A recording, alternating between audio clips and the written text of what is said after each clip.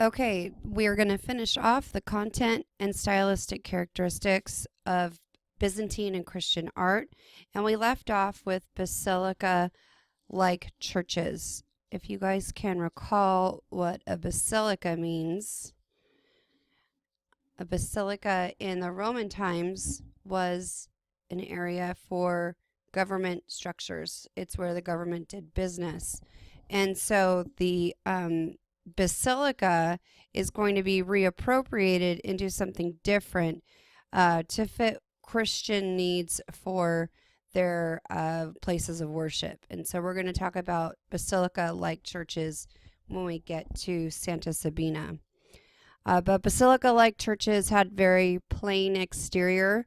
I saw Santa Sabina when I was in Rome and walked right by it, just thinking it was just some other building because it was so plain that you wouldn't know how significant that was and how old it was. So, very plain on the exterior. They generally had an east-west orientation. The design is generally cruciform. Cruciform gets its word from the crucifix, which is a cross. So you'd want to think of a cross when you think of cruciform. There would be an apse in this basilica-like church.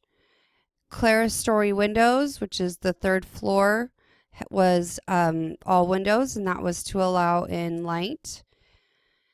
They generally had a timber roof and a central plan, which we'll talk about when we get to the San Vitale in Ravenna. They're also decorated with mosaics, and Christian mosaics were a little bit different than Romans in that Christian mosaics, particularly after the legalization of Christianity, they're going to be using a lot of gold and then put glass over the gold so that it really reflects and it's bright and really kind of draws your eye. And that's a little bit different than some of the mosaics that was made during the Roman period.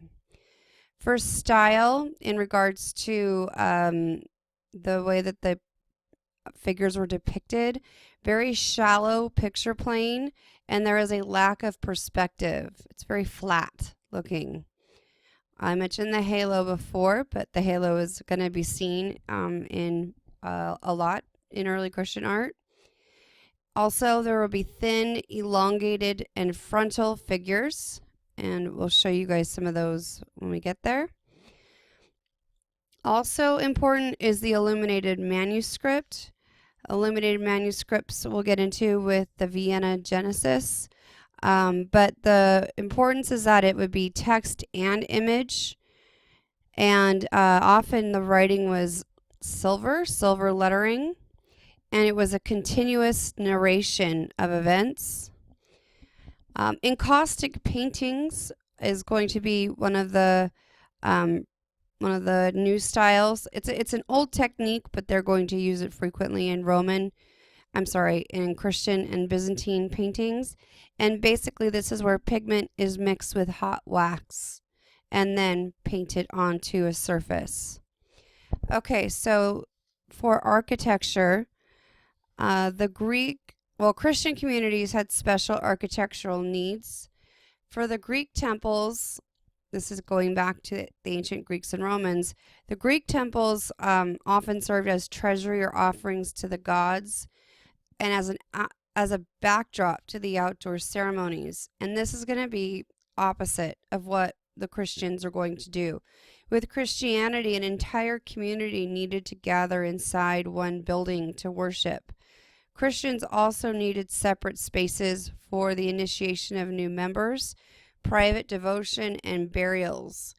And beginning with the age of Constantine, we see the old basilicas provide the model for congregational churches and tombs, and also provided a model for baptistries and martyrs' shrines. Now we have generally two different plans, which you're seeing here. The longitudinal plan is this one right here, and it's built around a central axis. The atrium is in the courtyard or the front of the basilica over here. And the narthex is the width of the entrance, and that would be right here. And that's where you would bring, that would be the place where unbaptized people would be. And then this also provided an area for additional space if there was a large number of clergy serving at the church. So this longitudinal axis is, this is what I'm talking about when we talk about the longitudinal plan or the cruciform. And then, so this is what it looks like built up. This building right here is generally the baptistry. This whole plan right here is Old St. Peter's Cathedral, which was redone during the Renaissance. But this is Old St. Peter's, and you can see the three different sides right here. You can also see the clerestory windows right there. This central aisle will be where people would walk and find their seats, and then up here would be the altar for the service. Now the central plan is right here, and it's built along a central axis. The atrium, I'm sorry, not the atrium. Central plan is, it can have an atrium, a narthex, and an apse. So for example, here's the narthex, and then the apse would be where the altar is, but it's considered a round building. Early churches are built above what are believed to be burial places of saints. The way that they get the construction right here, where we have the round or the domes, are through these two different techniques. We have pendentives. Pendentives are triangular, curving, vaulting sections that connect at the base of the dome with supporting piers beneath it. It projects the dome slightly inside the square space it covers, and so it makes it seem like it's floating. It's just because a lot of the area is hidden behind these piers. So those are called pendentives. So the Byzantine builders invented this, and it allows for a square interior to be covered by a round dome. And then we have the squinches. Squinches have diagonal lintels that are going to be placed across the upper support of where the dome rests. It creates an octagon shape, and then we'll see squinches or this style more when we get into Islamic architecture. Okay, and I believe that is it with our early Christian context.